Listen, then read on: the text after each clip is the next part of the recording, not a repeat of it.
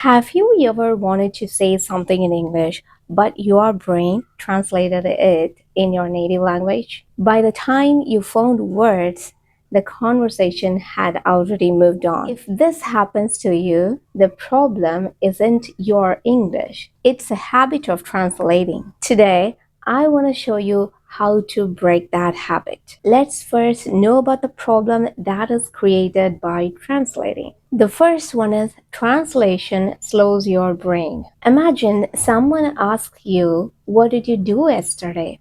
Instead of saying the answer immediately, your brain does this. It thinks about the answer in native language, then English, then you speak. That extra step takes time. But a fluent speaker's brain does this. It directly thinks in English, then they speak. It is clear that the fewer mental steps, the smoother your speech. The second one is translation isn't always accurate because some expressions don't translate naturally. Many learners translate directly from their native language and ends up in unusual English.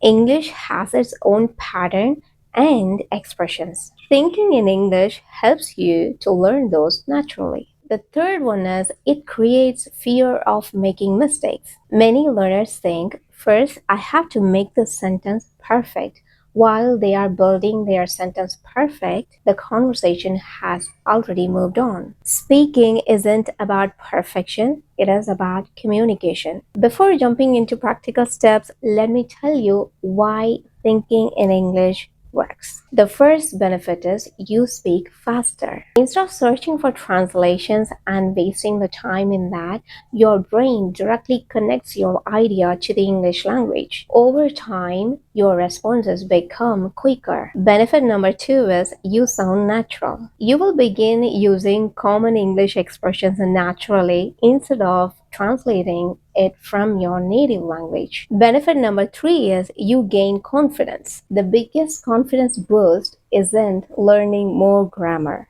It is realizing I can express my ideas without translating in my head. That feeling completely changes how you approach each conversation.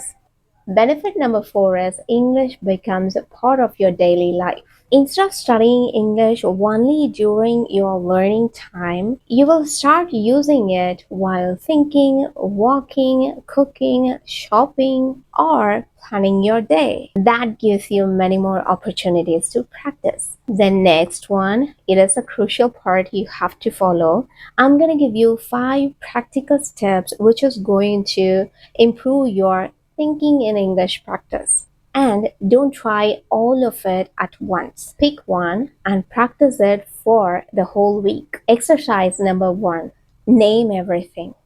Just look around you. What do you see? Chair, curtain, laptop, table, phone, door, window. Don't translate. Name them in English. Just connect the objects with its English name. The second exercise is while doing everyday tasks, narrate them in simple English. For example, I am walking to the shop. I am making coffee. I am doing the dishes. Keep the sentences simple. Exercise number three is ask yourself questions. Ask simple questions and answer them. For example, what am I doing? What will I do tomorrow? Where am I going tomorrow? And what will I eat for dinner? Ask like these simple questions and answer in English. Exercise 4 is think in pictures. Instead of imagining a word in your native language first, look at an object or an image and think of its English name immediately. The goal is to connect images to English language. It is not to connect images to native language, then to English. Exercise number 5, 1 minute of thinking English. Set a timer for 1 minute. In that 1 minute, allow yourself to think only in English. If you don't know a word, don't switch the language. Instead, use simpler English. For example, instead of trying to say or trying to remember microwave, you can say the machine that heats food. That's how you build fluency. You know what? At first, your brain automatically translates. The reason is we have built a habit of doing that. So every time you think directly in English, you are building a new habit. It feels slow at first, but with repetition, your brain automatically tries to choose English naturally. Okay, now the final challenge is for the next 7 days, spend just 5 minutes every day thinking in English. Don't worry about making perfect sentences, just think. Then come back after 1 week and let me know what improvement you have. By the way, if you're new here, consider subscribing to my channel to get more English related videos.